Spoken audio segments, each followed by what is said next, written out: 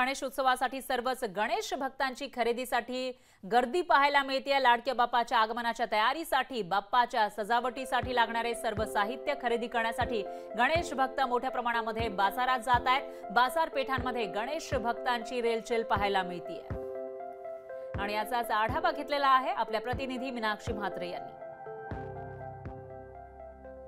गणेशोत्सवासाठी अवघे काही तास राहिलेले असताना मात्र बाजारपेठे आणि फूल मार्केट हे फुलून गेलेले आहेत। मी सध्या मुंबईच्या दादरच्या मार्केटमध्ये आहे। आपण पाहतोय की विविध प्रकारच्या फुलांच्या माळी या ठिकाणी आहेत, यासोबत हार, कंठ्या, वेगवेगळ्या प्रकारचे साहित्य जे आहेत बाप्पाच्या सजावटीसाठी लागणारे सगळे साहित्य या ठिकाणी पाहायला मिळतात। थर्माकोलचे मखर जे आहेत यांच्यावरती बंदी आणलेली आहे, पण मात्र हे कसले मखर बनवण्यात आलेले आहेत हे आपण स्वतः या ठिकाणी दुकानदार आहेत त्यांच्याशी बातचीत करताना आपण जाणून घेऊया। मागच्या अनेक वर्षांपासून थर्माकोलवरती बंदी आणलेली आहे। हे मकर अगदी थर्माकोल सारखेच पाहायला मिळतात, पण याचं कोणतं मटेरियल आहे नक्की? याच्यात फॉर्म वापरला गेलेला आहे, स्पंज आहे, थर्माकोलचा काही आयटम नाही याच्यात।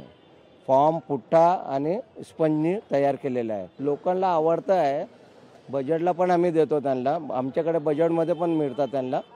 आणि या वर्षी जरा फुलांचा पण डिमांड वाढलेला आहे, फुलांचं डेकोरेशन चाललं आहे। नक्की सर, आपण पाहू शकतो की पुठ्ठ्याच्या साहित्याने या ठिकाणी हे मखर तयार करण्यात आलेले आहेत। अगदीच आपण पाहतोय की फुलांच्या सजावटीने देखील अनेक जण जे आहेत ते मखर तयार करतात, कारण फुलांना देखील जास्त पसंती जी आहे ती काही मागच्या वर्षांपासून आपल्याला पाहायला मिळते। कारण मखरवरती बंदी म्हणजे मखर जे थर्माकोलचे आहेत त्याच्यावरती बंदी असताना मात्र आता फुलांच्या सजावटीने मखर तयार केले जातात। त्यामुळे बाजारपेठ आपण पाहू शकतो दादरचं हे पूर्णपणे मात्र गणेश भक्तांनी भरलेलं पाहायला मिळतंय। त्यामुळे अवघे काही तास राहिलेले आहेत गणेश उत्सवासाठी आणि तयारीला सगळेच जण लागलेले आहेत। मात्र मोठी गर्दी जी आहे ती सध्या दादरच्या या मार्केटमध्ये आपल्याला पाहायला मिळते।